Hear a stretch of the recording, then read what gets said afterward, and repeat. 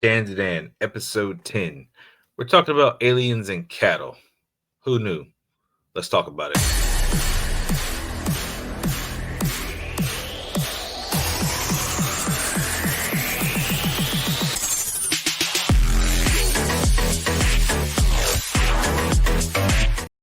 All right, so Dan to Dan, episode 10 is talking about cattle, and it's kind of weird how they kind of go into it, but it makes sense for wrapping up some of the stories and some of the things you hear about with aliens and abducting cattle, crop circles, all the other kind of stuff.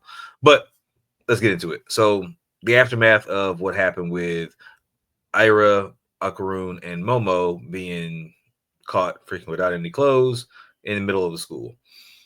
The nurse is there to talk to them, make sure they're not being abused.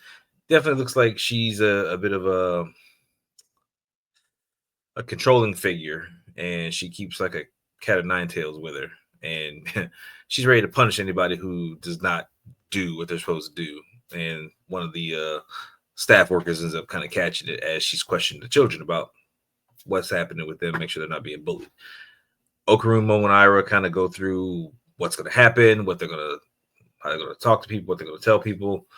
Ira's friends end up coming to get her while Ira's trying to kind of place the blame on Momo because that's going to help with her popularity, and she's got to maintain a certain air of decorum in regards to her status.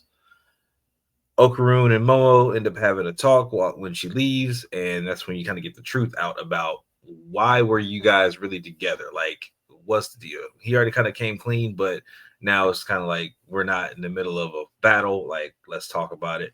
And he's telling her, like, look, you told her exactly what happened. We were talking. She tried to, kiss me. I was not feeling it, and we end up tussling, and that's kind of how you came in and see us. I was just trying to get stronger. I'm trying to get better. I want you to think I was cool. She kind of pokes fun at him a little bit about it, but ultimately, she's feeling it, which is great for the relationship aspect. Like the show's been really good for the relationship aspect. Again, the creator apparently had read a bunch of romance novels to kind of prepare for this, so you see it kind of shining through. In the process, they all basically start to get ready to go back to class, of course, when Momo's friends show up and they come talking about it was actually a, naked gladiator battle over Okaroon, more or less, and whatever random stuff they came up with to kind of defend Momo, I guess, for the best. But the real defense of Momo actually came from someone else, which I didn't expect. So, but it's possible. So Ira's in class, and everybody, all the rumors that she made up, everything is circulating now, and everybody's ready to go to bat for Ira real quick and explain to her that we're gonna make sure that she doesn't get away with this, that you know she's gonna catch it. She's always been messing with you and trying to like she dropped the wash tub on you. We want to make sure that you're good. And she finally, you see her fidgeting like she's had enough, and she's like, no, I made up all the rumors, I made all stuff, do not blame her, leave it alone. And she went and sat alone, which was surprising. I didn't expect her to come to the defense that fast. Like, I thought it would kind of maybe drag out a bit, and maybe she started to feel her, and be like, I'm gonna look out for her a little bit. But of course, she doesn't want to cop to it, because as she's sitting down on the bench, Momo is still came out to talk to her, and just like, yeah, why are you out here? I kind of know what you did. And of course, Ira was like, I know what you're talking about. So they're still gonna be button heads, because again, Ira is still feeling Okaroon, and with some of the things he's saying, she's got that false like, oh, he cares about me, I want to still be with him. Like, so it's great for the love triangle, kind of what's going on and building up, because Momo is still standoffish about the love triangle. Even she doesn't want to admit it, even though every time she hears Ken Takakura, she has that flutter moment. So really funny. So even with Ira going to bat for her, we actually end up seeing Ira Momo talk, and the mantis shrimp thing returns. And it returns like it's ready to fight, but it ends up kind of passing out, and they didn't really know what to do, so they end up bringing it back to Granny Seiko, and they nursed it back to health. They bandaged it up, they fed it, and it started getting emotional because no one's ever taken care of it before, no one's ever looked out for it before. Come to find out, it's some kind of alien species, or Great Seiko called it some other, like a Kumo or something like that. And apparently it was there. It was trying to get work. It's trying to make sure that its son needs a blood transfusion every day. It's been useless. It's constantly crying and blubbering. And after some deliberation about what to do, everybody's kind of talking, and Grady Seiko is trying to figure stuff out. Basically, they ended up having a food fight because they fed it some curry. It was very happy with the curry, but once sushi got on the table, everybody fight. Turbo Granny was fighting, Okaroon because he's eating what she likes. Granny Seiko is attacking Mantis because he's eating up everything that she likes, and of course, Momo and Ira are still going at it over their stuff. Um, as they're doing all this, they come to find out that the issue that the alien is having is that because the son needs its son needs a blood transfusion, Grady Seiko ended up deducing that its blood is a milk-like substance because of how it smells, like when you clean up milk with a rag. You know how the rag smells afterwards. So she gives it some milk, and he drinks it, and he's like, "This is like our blood. Like this is great. It's a little bit different. It's thinner and stuff because it's homogenized. Like it's made to be safe for us to drink." So she deduces, "Hey, maybe I can get you a cow, and you can, get it straight from the source, and it'll be a lot similar, if not exactly similar to what it is that you need, which a cow can constantly produce milk every day, and that's the blood transfusion every day." So makes sense. She solves the problem. We actually see the spaceship there and abducts the cow. You see the whole thing where all these cows are floating up. So the cow was brought up by a tractor beam, and he says, "If you ever need me, call me. Like I'll be there."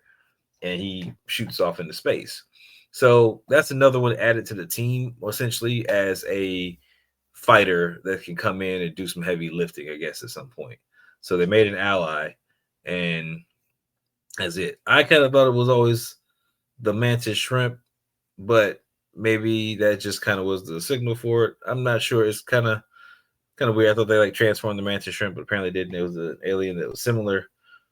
I don't know, but it kind of wraps up that loose end just a little bit because we saw the other three aliens were destroyed and in the process of the fight. So he's gone, and it's left with the kids needing new school uniforms. So of course they're asking Grady Seiko about that, and as it turns out, somebody named Jiju shows up. It's like a taller guy with red hair.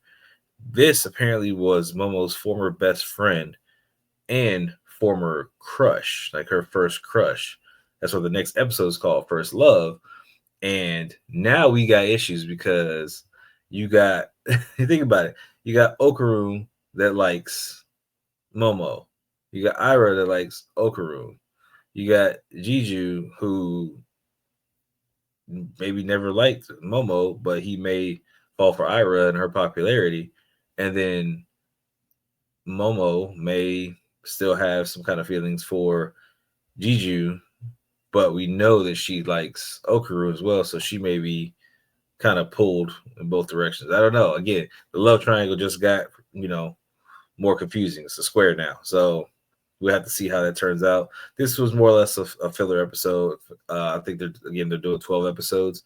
So the next two episodes should ramp up, and then it'll probably leave us on a cliffhanger for the next season as far as what's going to happen. And then we'll more or less see, how much the series gets renewed for. Hopefully, if it gets renewed, we can get a 24 episode season because, again, I like the 24 episode seasons. I do. There's a lot more content for me to watch.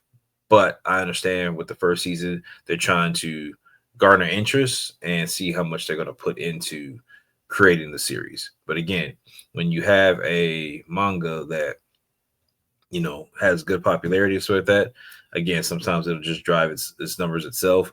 The song, but Creepy Nuts, like it's very popular. It's been featured so many times over. It's been put in our shorts. It's been put in various forms of social media. So you're gonna see it everywhere. So it's definitely done its work and got its popularity.